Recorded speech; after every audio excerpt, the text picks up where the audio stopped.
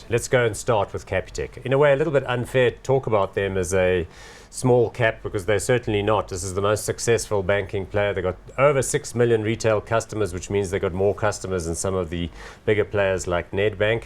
Came to the market back in 2001. Can you believe it? I remember it well. 2 rands a share was the listing price. And we'll see in a minute the share price is trading like almost at 500 and something.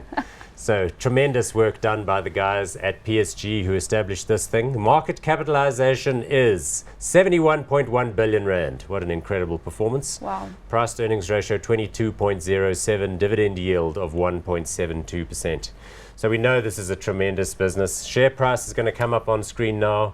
You can see there it did exceptionally well in 2014, 2015, been a bit rocky since then, I guess. Yeah, I think one of the biggest challenges for Capitec has been to establish itself and to kind of identify itself in amongst investors as not able. And by not able, I mean not the whole African Bank Limited scenario got Absolutely. a massive ice cold bath when African Bank collapsed. Absolutely, and this is a very big business with a substantial deposit base. I think they have over 3.5 million primary banking, transactional By banking which you mean clients. people that put their salaries into those bank Yes, accounts. including my husband. You Well know, done. but there's a reason why Capitec is so attractive for clients, because firstly they target the unbanked population because they are very, very cheap to bank with. Okay. And secondly, savings conscious people who don't want to spend 350 rand a month on a private wealth or private clients kind of story. They prefer paying $60 at Capitec and drawing money at Pick n Pay for free. And they like the fact that it's quick. So you go into the branch, you make an application, all of the systems are real time.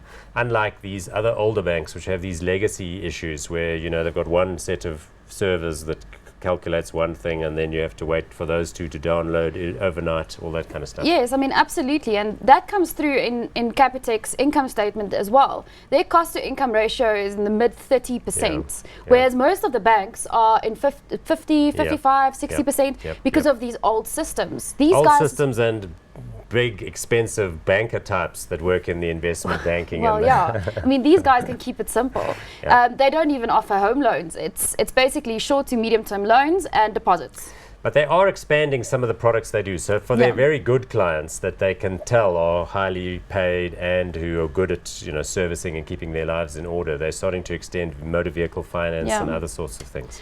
And that's probably a wise move, because if you are going to compete with full service banks, then you need to become a full service bank. And that's probably where they're heading. But obviously the functionality of the account, online banking, cards and all of that is top notch. That's all good and well.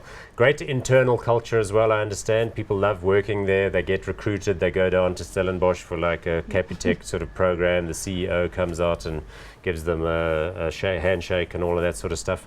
Branches are open on a very flexible hours. So it's got a completely different internal culture to the conventional players. Yes, and it shows in terms of growth rate. It's almost like an enthusiastic growth rate. You can see it in the way that the share price is appreciated. You can see it in the way that this company is growing earnings. What about the price to earnings ratio and the earnings and the growth? Because the share chart reflects perhaps that people thought maybe it had got a little bit ahead of itself, and now after the most recent results it went back up again, suggesting maybe people are starting to feel optimistic. How do you feel? Yes, I mean, if we look at the valuation on a historic basis, 22 times PE doesn't look great relative to the other banks, but forward, which means that you look at next year's numbers or the next 12 months numbers, it's trading on a forward PE of about 16 times, still a little bit more expensive than the other banks, but that rating unwinds very quickly because this thing is growing at 17-18% a year relative to single digit growth in the other retail banks. Yeah, so you're hot on it. Well, yes. Happy to be putting it into client portfolios, think it's something that people should own. It's difficult because the free float is still an issue, although it's grown to the size where you could probably swing that liquidity. So it's difficult to say for a fund you'll put it in there, but probably for private clients it So won't just the be a bad liquidity idea. issue before we go on to the others, it's because PSG's got a big chunky stake, other institutions have got chunky stakes, so it's kind of like not as broadly based and spread as you might think. Absolutely. Okay, but hot on this one. Yes.